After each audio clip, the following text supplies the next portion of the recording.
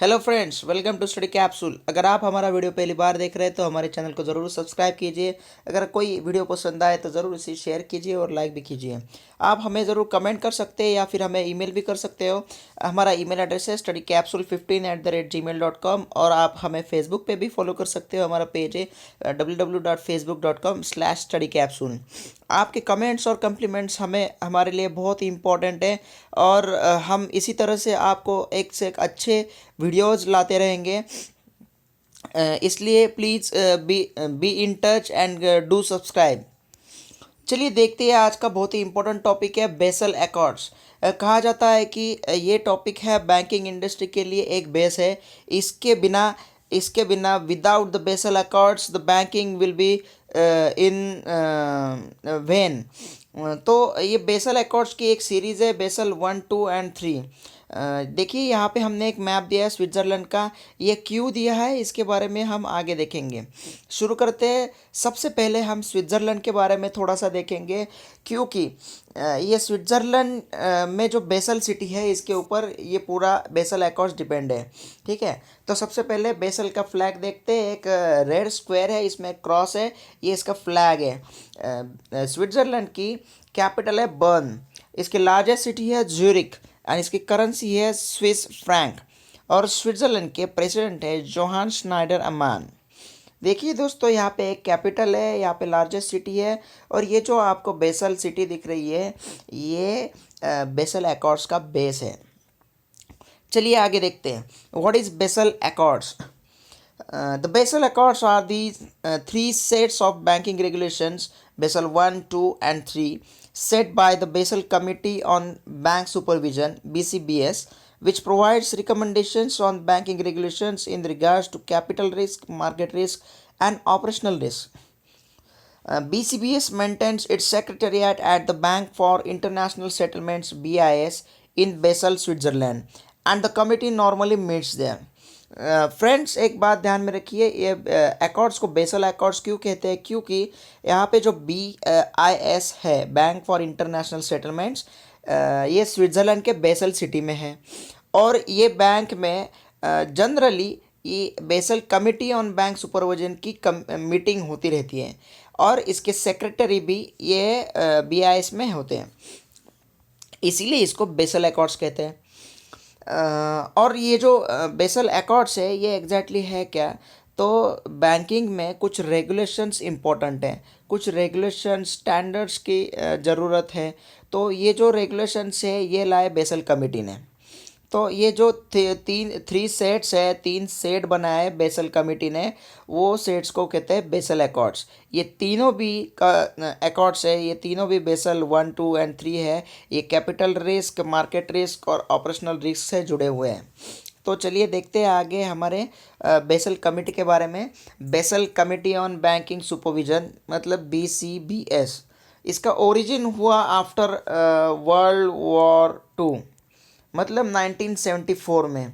जब world war 2 के बाद में फिनेंशियल क्राइसिस हो गया था, तब G10 कंट्रीज़ को, मतलब G10 कंट्रीज़ के बैंक गवर्नर्स को, सेंट्रल बैंक गवर्नर्स को ऐसा फील हुआ, ऐसा महसूस हुआ कि कुछ रेगुलेशंस होने चाहिए बैंकिंग इंडस्ट्री में। तब जाके उन्होंने एक कमिटी एस्टैब्लिश की, उसे हम कहते हैं Basel committee on banking supervision BCS। After 2015 के बाद में अब इस कमेटी में 28 कंट्रीज़ के गवर्नर्स है, सेंट्रल बैंक्स के गवर्नर हैं। अब इस कमेटी के प्रेजेंट चेयरमैन है स्टीफन इंग्विस, जो है स्वीडन की सेंट्रल बैंक स्वेरिगस रिक्स बैंक के गवर्नर हैं। स्वीडन की सेंट्रल बैंक है ये स्वेरिगस रिक्स बैंक, इसकी गवर्नर है स्टीफन इंग्विस। ये अभी इस कमेटी के प्रेजेंट चेयरमैन हैं। चलिए आगे देखते हैं, शुरुआत करते हैं हमारी पहली सीरीज से, बेसल 1 की सीरीज से। बेसल 1 को कहा जाता है Basel capital accord, the Basel capital accord. ध्यान में रखिएगा ये वर्ड कैपिटल अकॉर्ड, इस वर्ड में ही, इस सेंटेंस में ही इसका मीनिंग है। ये किससे रिलेटेड है ये बताया गया है, ये कैपिटल से बताया गया है, कैपिटल रिस्क से जुड़ा हुआ है। तो इसीलिए सबसे पहले देखते हैं कैपिटल एडेक्वेसी रेशो, क्योंकि इसके ऊपर ही बेसल 1 डिपेंडेंट है।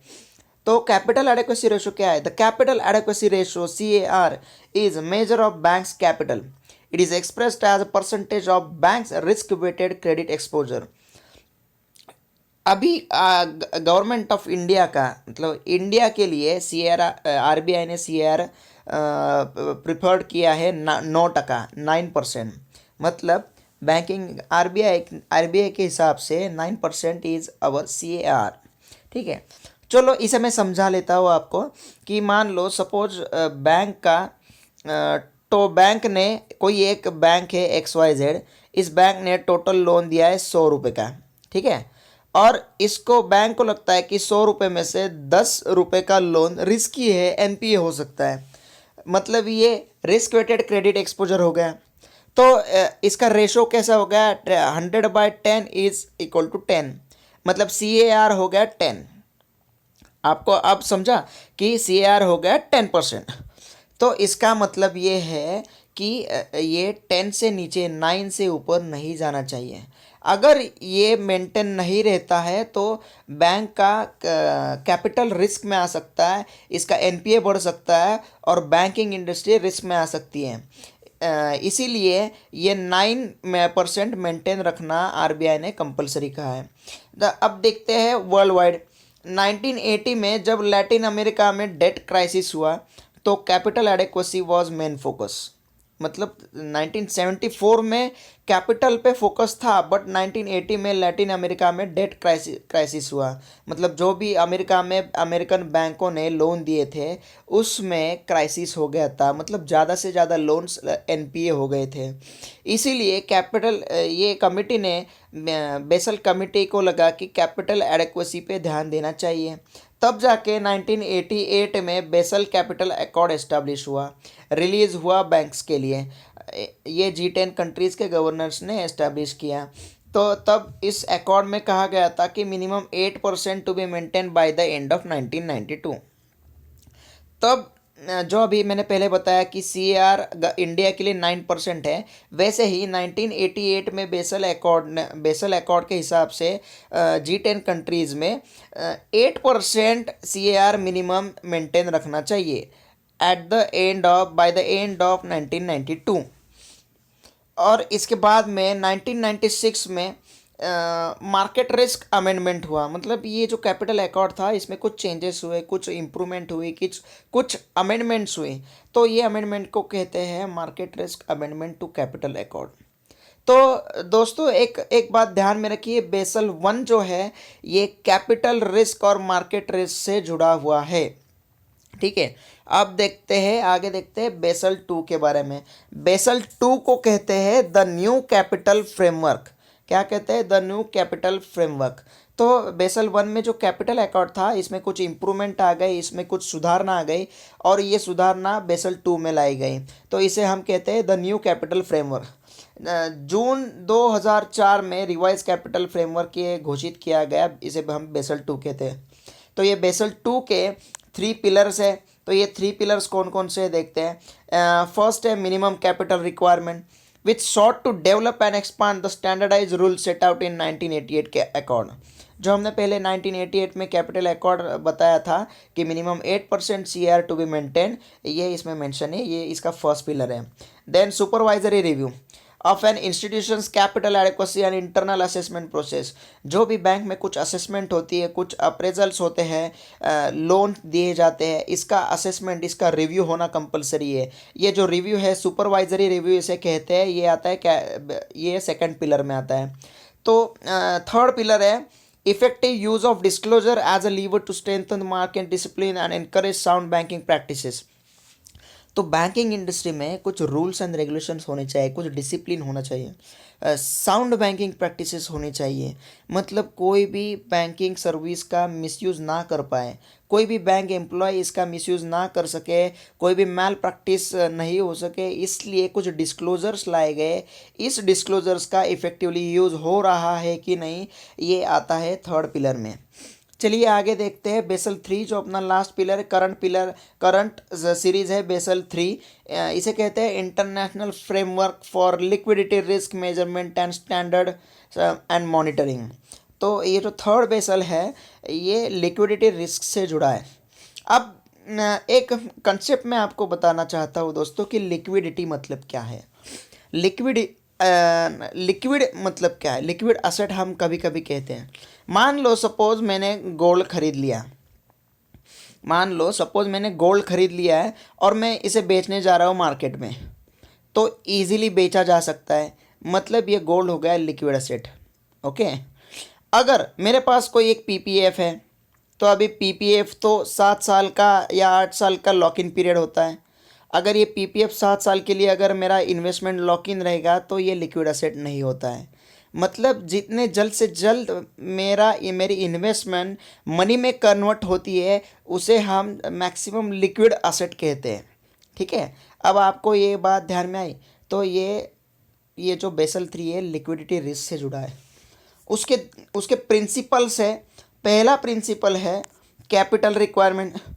From 2010 banks required to fund themselves with 4.5% of common equity, up from 2% in Basel 2 of risk weighted asset. अब मैंने रिस्क वेटेड असेट्स के बारे में पहले भी बताया, अब मैं इक्विटी के बारे में बताता हूँ। इक्विटी मतलब क्या? मान लो कि आपके पास मतलब कोई बैंक है, उसमें 100 रुपये की बैंक है। सपोज मान लो कि एक बैंक की कीमत है 100 रुपये, उसमें से 50 रुपये पब्लिक ने खरीद लिए। वो कैसे खरीदते हैं? अगर कोई बैंक के 50% शेयर, मतलब 50 रुपये का भी यहाँ पे 50 रुपये के शेयर पब्लिक ने खरीद लिए, तो यहाँ पे इक्विटी हो गई 50। इसे कहते हैं इक्विटी। जो भी कुछ पब्लिक के शेयर है इसे हम इक्विटी कहते हैं।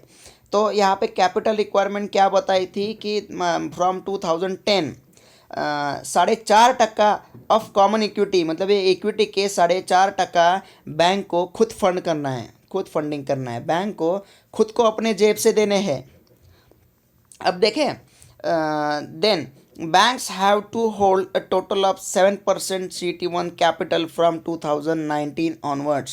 मतलब 2019 के बाद यही 4.5% का रेशो बैंकों को 60% तक लाना है कंपलसरी। ये बेसल 3 का फर्स्ट की प्रिंसिपल है। चलिए देखते हैं सेकंड प्रिंसिपल क्या है। ए minimum leverage ratio. This is non-risk based leverage ratio and is calculated by dividing tier 1 capital by bank's average total consolidated assets, sum of the exposures of all assets and non-balance sheet item। अब देखिए, exposure of all assets, bank की asset क्या होती है? Bank की asset होती है कि जितना बैंक ने लोन दिया है ये बैंक की असेट हो गई। जितनी बैंक की फिक्स असेट है, मतलब मशीनरीज है, इक्विपमेंट्स है, प्रॉपर्टी है, यह भी इसकी एक असेट हो गई। तो बैंक की टोटल कंसोलिडेटेड असेट का मतलब है कि बैंक के एडवांसेस एंड इसकी फिक्स्ड असेट्स, ये हो गए बैंक्स के एवरेज टोटल कंसोलिडेटेड असेट्स। तो टियर 1 कैपिटल मतलब क्या? कि बैंक ने जितना इन्वेस्ट किया है, कैपिटल इन्फ्यूज़ किया है, डिवाइड बाय टोटल एक्सपोजर, ये 3% मेंटेन होना चाहिए। Banks are expected to maintain leverage ratio in excess of 3% by 2018। आप समझ रहे हैं दोस्तों? मान लो कि कैपिटल मेंटेन किया है, 3 रुपये का कैपिटल अगर बैंक ने इन्वेस्ट किया है, इसका क्रेडिट एक्सपोजर 100 रुपीज़ है और इसके परसेंटेज में कन्वर्ट करते हैं, ये गया 3%, इसको मेंटेन करना ही करना है। ये है इसका second principle, minimum leverage ratio.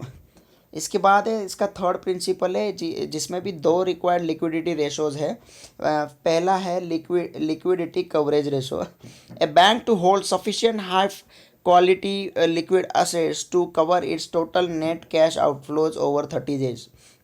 मान लो किसी बैंक के पास कोई बहुत क्राइसिस हो रहा है, इसके पास फंड्स अवेलेबल नहीं है, फिर भी ऐसा क्राइटेरिया है liquid LCR, liquid coverage ratio, bank के पास इतने sufficient high quality liquid assets होने चाहिए कि जो आगे के 30 दिन तक कैश फ्लो कर सकते हैं, कैश पेमेंट कर सकते हैं, इतना लिक्विड असेट्स होना चाहिए।